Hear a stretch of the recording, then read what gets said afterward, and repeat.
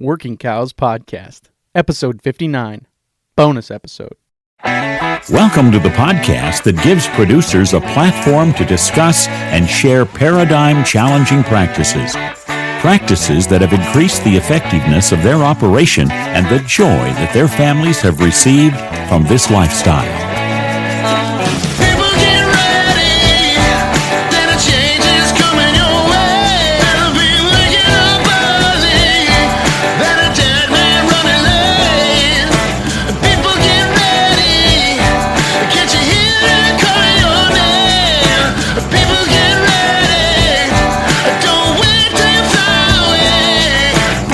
Howdy everybody, it's Clay Connery here with another bonus episode, partnering with the South Dakota Grassland Coalition to interview the featured producers for their 2018 South Dakota Grassland Planner. Getting back to this project after a few months off. I'm going to try and get them all knocked out here between now and the end of the year. Might not get it all done, but I'm going to try real hard. Today on the show, I'm talking to Kyle Schell.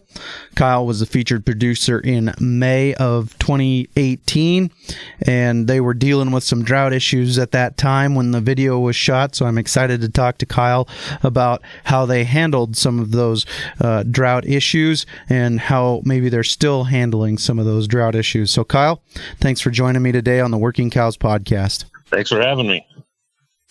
You were the featured producer for May for the South Dakota Grassland Coalition's Our Amazing Grasslands videos, and really interesting video there about your family's operation.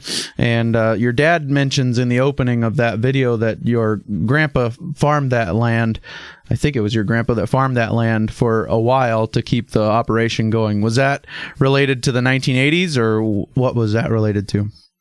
Yeah, you know, there's still some ground that's tilled on that we produce hay on it, but I think the point he was getting to is the farming was, a practice that was tried to make that, my ancestors tried to make as a economical decision, and it wasn't working on this marginal ground. So that's why we go back to running livestock on it, trying to make it work financially a little better that way. So, sure.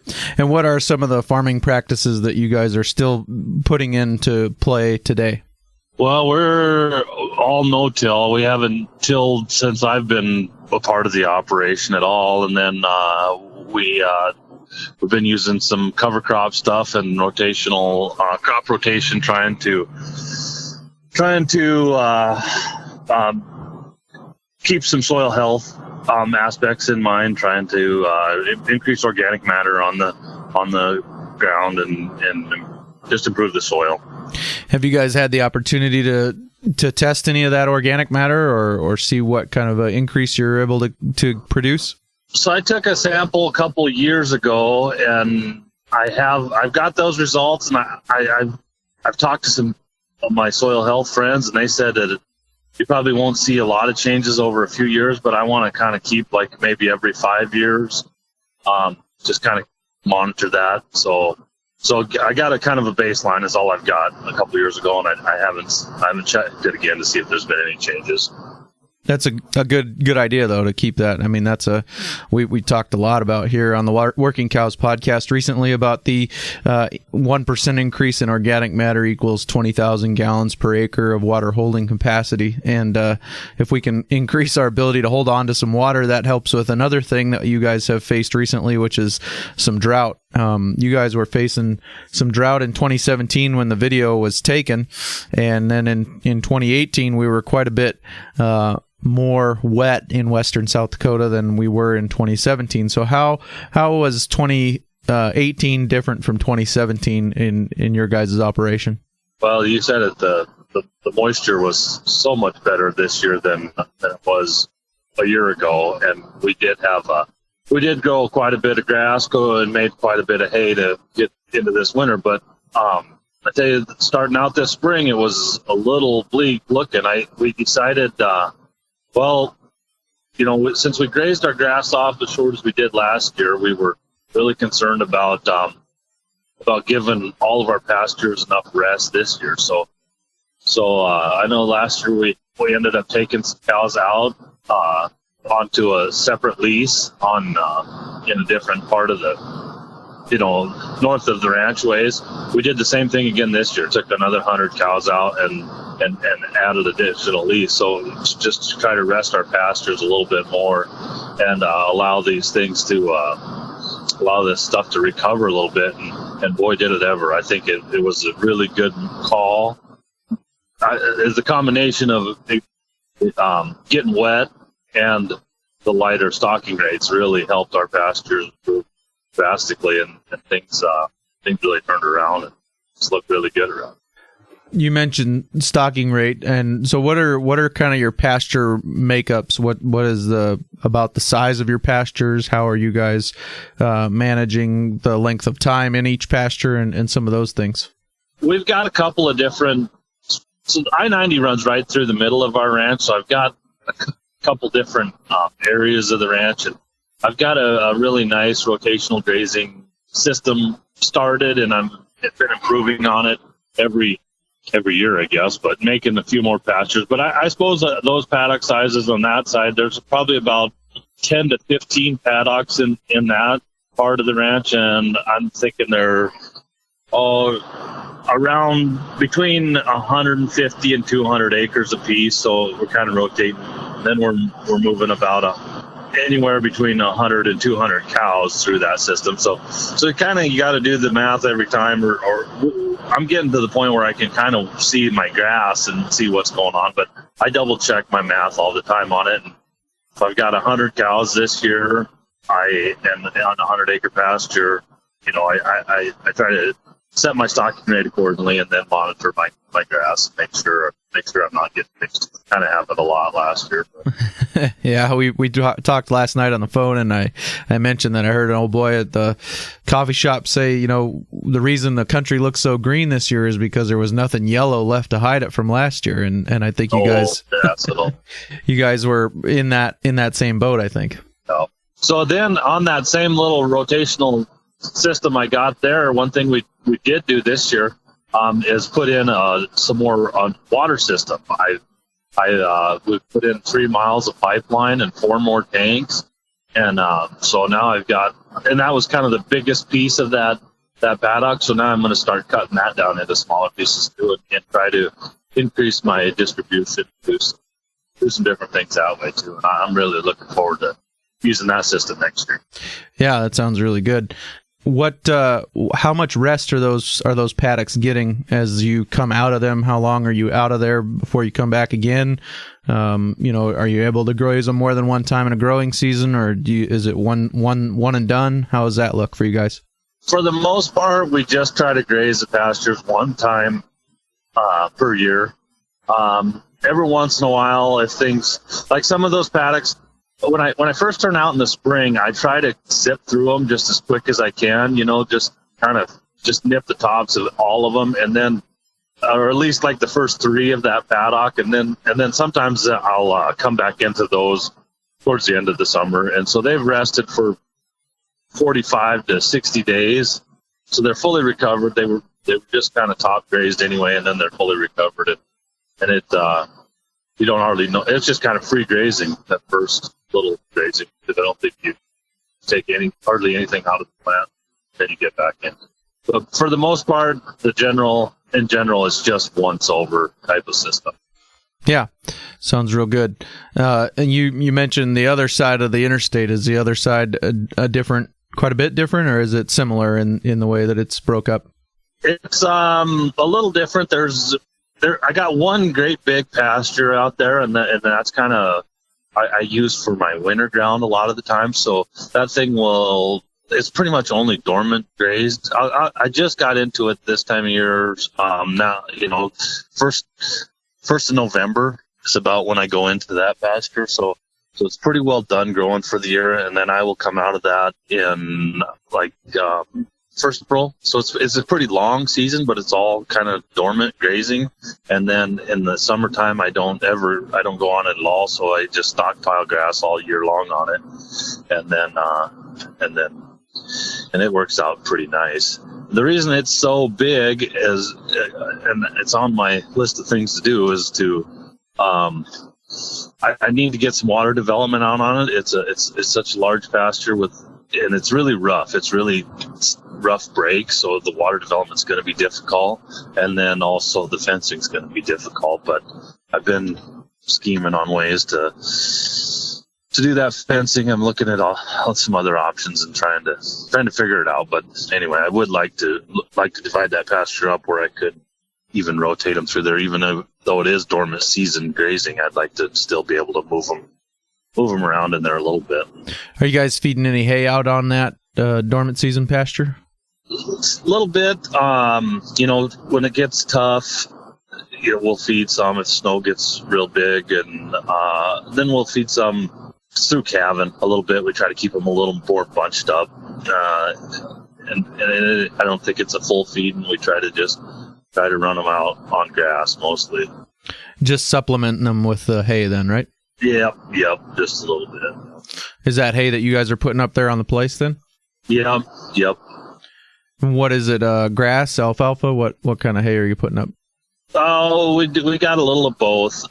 We got about 600 acres of hay ground. I put up 200 acres of alfalfa, 200 acres of grass, and then it's kind of tame grass, and then a couple hundred acres of an annual crop, such as like oats and barley. That's what we planted this year, a combination of oats and barleys. We've done oats and peas, millet, just kind of a combination, things like that. Just kind of an annual crop. And the reason that's part of my rotation is I use a couple of different things in back into the cropping thing, and just try to clean up my ground, get some of the cheatgrass and that kind of stuff cleared out of the fields, and then plant, and then go back into them with alfalfa. Just as part of my crop rotation. On that annual crops that you're planting in, or is that where you're doing some of your cover crops, or you mentioned cover crops in the video? Yep, absolutely. We try to, if I get a crop off of there in time to plant another crop, I always do, and with hopes of a little, well, again, soil health aspect, and then if I get a little bit of growth or a lot of growth, whatever, I will use livestock on that as well, just to give my native pastures some rest by grazing on those cover crops. When would you graze those? It'll be late fall, October, November timeframe. This year my cover crops didn't come up very good. We kind of hit another dry spell right there in August, right about the time I planted those, and I think I drought them out, and I just didn't get a very good stand on them. So I did turn cows into them for about 2 or 3 days, and they were pretty well gone, and now they're out on that winter pasture, on the big winter pasture. You mentioned your calving, grazing through your calving season pretty much, and feeding a little supplemental hay. So when are you guys calving? Late March, or most of them are born in April. We start about the 25th of March, and then through April. That's working pretty good. I know I've been kicking the idea around and backing that up a little bit more, trying to start in the middle of April or something, and line that up. I think that would work good the way we're doing things on this grazing these stockpiled winter forages, winter grasses, and I think those what we're given in hay, that little supplement we're given, they would probably get in some green up on the grass, and so we may try to shift to that in the next few years, but it's been talked about and thought about quite a bit. That's pretty good, though, that you're able to graze through, with that calving season. That's a good deal. Yeah. What kind of weather do you guys deal with there? I got listeners from Texas to Canada, so there's going to be some people that are raising their eyebrows in both directions. Sure. Well, last year, the drought, our summer deals, we had, I don't know how many, let's say a couple hundred, a couple weeks at least, maybe even a month. You might even know how many consecutive days of 100 degrees plus temperatures. It was a hot, dry one, and then I don't know. Winter times can get pretty cold. We get down into the low 20s some days, but I would say on average we stay around between 0 and 20 degrees above is our average temperature, probably through the winter. As far as snowfall, we'll get a pretty good little snow once in a while, and then it will kind of warm up in the we'll get a warm spell in the winter and it'll melt that snow off. So we don't just get covered up with snow unless it's a kind of a nasty storm. But usually it'll be gone within 2 to 3 weeks anyway. So most of the time. And then this winter it'll probably start snowing here tomorrow and not quit. So. Yeah, my dad says that right here in Belle Fourche around the Black Hills that we kind of have a little bit of a banana belt going with the Black Hills breaking up some of our weather. So I think it is a little different than out where you're at. I think you guys do get some of the more extreme heat or sustained extreme heat than we do. And I know you lived in Belle Fourche for quite a few years, so you're Yep. aware of you're aware of how that goes as well. So. Yep. Yeah, it's not too different, but a little bit different out here on the prairie. So I've done some work south of the interstate, and I know they get long, extended heat spells down there. The heat's the one that's the tough one. We can handle a little bit of a little drought in the wintertime ain't the worst thing, but I don't know. I don't like drought anytime, but them summer droughts are really difficult. So. Sure. And what's the heat is hard on you, hard on cows? What is that? Oh, yeah, hard on grass. I mean, if that grass ain't growing, then that's the worst, I think. I don't know if it's so much the heat or the moisture, but we ain't growing grass. It's hurting our operation. Yeah, and that's one thing I really appreciated about the video that the South Dakota Grassland Coalition put together on featuring your ranch is the attention to grass and the fact that you guys are making all your decisions based on what's best for the grass. And so you mentioned destocking in the video and sending them out, and then again destocking even this year, even though we were a little wetter in this spring and summer, early summer. You mentioned destocking this year just to give that grass that was pushed a little bit last year even more opportunity to recover. Yeah, and the other thing last year is we never made a bale of hay. All of our hay ground was used as pasture. We rotated our cows through all those, and just to give our native pastures the chance to recover or to grow any amount of growth they could, but the lack of moisture just made it extremely difficult. I don't know. Last year was as bad a drought as I've ever been in. I probably haven't been in the business as long as most, but that was a tough one.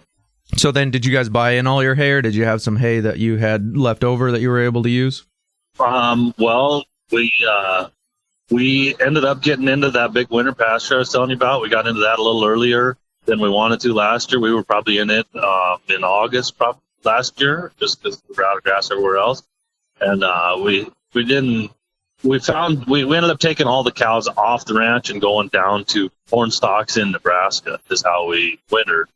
I did a bunch of math trying to figure out what was going to be my best way to winter them cows. And I think that was going to be the cheapest thing I could do. So we sent them all down there and let what good it does. We dormant season rested our entire place, but and then brought them cows back in calving time and started again. So we did save one, kind of our saving grace. Actually, we saved one hay field that we typically, it's down close to that big winter pasture that it's a western wheatgrass meadow that's 100 acres, and we held the cows out of that all through the drought and all through the and then when we brought them back from corn stalks in Nebraska, we let them have that, and it was our saving grace because we didn't have any grass anywhere else, and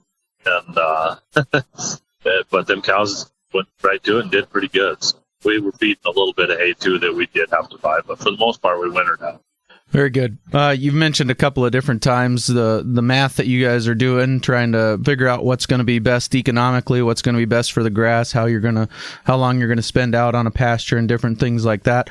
Where have you gone to gain the expertise and the knowledge and how to do that math and where to be at what time? I'm always reading reading like publications from the colleges and all their.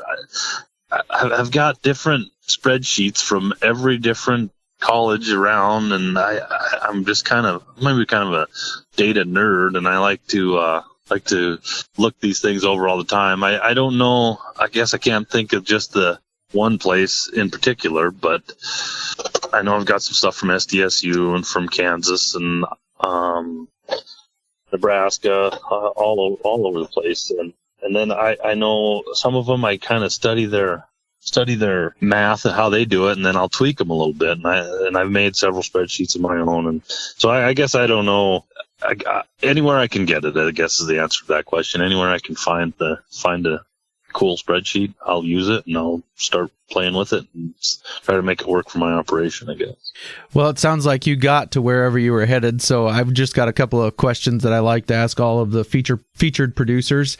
As we look towards wrapping up, I really appreciate your time here as you were out on the road headed to run for town. So the first question I wanted to ask is what kind of resources have been helpful to you guys in setting out these plans and the different things that you guys have been, or maybe just to be more blunt about it, how has the South Dakota Grassland Coalition been a resource for you guys over the years? Yeah, absolutely. That was where I was going to say. They've done a lot of help with me. Even just some, they do a little bit of one-on-one stuff where they'll come out and do some helping you with planning and that kind of stuff. But also they're constantly have every month I get an email from them that saying there's some keynote speaker from anywhere, some good speakers that come from a long ways away. Canada, they had a guy from South Africa, Ian Mitchell, I think, and there's just always have a new individual with a new perspective, and attending those, and they move them around. Sometimes they're right in your backyard, and it's just kind of really nice to be able to have those guys as a resource to learn from different people and different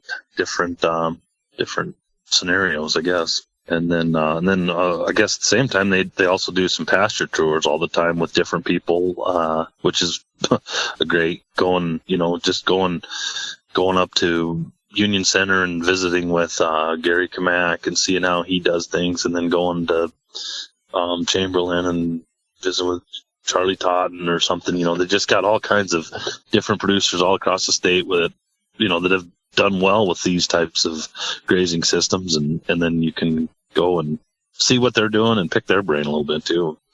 What did it mean to your family to be featured in the 2018 South Dakota Grassland Coalition Grassland Planner? Oh, it was a great experience. We really enjoyed it. I'm got a young family there. You can see in the video, I got a young son, and we've got a couple of little girls now too since then. And yeah, it was a great experience. I know my dad really enjoyed telling our story, and that family is a huge deal for our family, I guess. My dad takes a lot of pride in this family operation. I'm fourth generation, and my son will be fifth, and it's just if he's interested in it, and that means a lot to my dad, and it means a lot to me too. It's a great thing that my ancestors have what they've done, and to allow me to be at this point that I'm at, and I just hope I can do the same for my generations beyond me. Kyle, I really appreciate your time today. Very, very good stuff. Very applicable and stuff that people can take and implement on their operation, and just seeing the benefits of a different way of thinking and grazing and all those things that you guys are doing there. So thanks for your time today. I don't want to hold you up anymore from progress, but I appreciate you taking some time out on the road today to sit down and talk with me. You bet. I'm glad I could do it. It was a lot of fun. If you want to grab any of the stuff that Kyle mentioned today on the show notes page for today's episode will be workingcows.net/59, workingcows.net/59. There will be a link to the South Dakota Grassland Coalition's video, our Amazing Grasslands video for this ranch that's been featured on there. So head over to workingcows.net/59 to grab that. Kyle, thanks for your time. Thank you. Really appreciate Kyle joining me out on the road and talking to me from the seat of his pickup as he was headed to town to get some parts for a water project. So thankful that he was willing to take time out of his day to do that with me, and really looking forward to continuing these bonus episodes. So keep looking out for those when they get dropped. If I have time to record and edit one, I might not have time to announce it before I put it out. So just keep your eyes peeled. Make sure you don't miss any episodes by going to workingcows.net/subscribe. You can subscribe on Spotify, on Apple Podcasts, on Google Podcasts, on Stitcher, TuneIn, wherever you like to go to get your podcasts. If you go to workingcows.net/subscribe, there will be a link there to get your to subscribe to the podcast there. So we'll see you next week for that corn-fed, grass-fed discussion, and really looking forward to that. So we'll see you on Monday with a new episode of the Working Cows podcast. We invite you to visit workingcows.net to subscribe to the show via iTunes or Stitcher. You'll also find detailed show notes pages, resources from our guests, and the industry leaders who have influenced them. For more ideas on putting your cows to work for you in a more profitable way, tune in next week.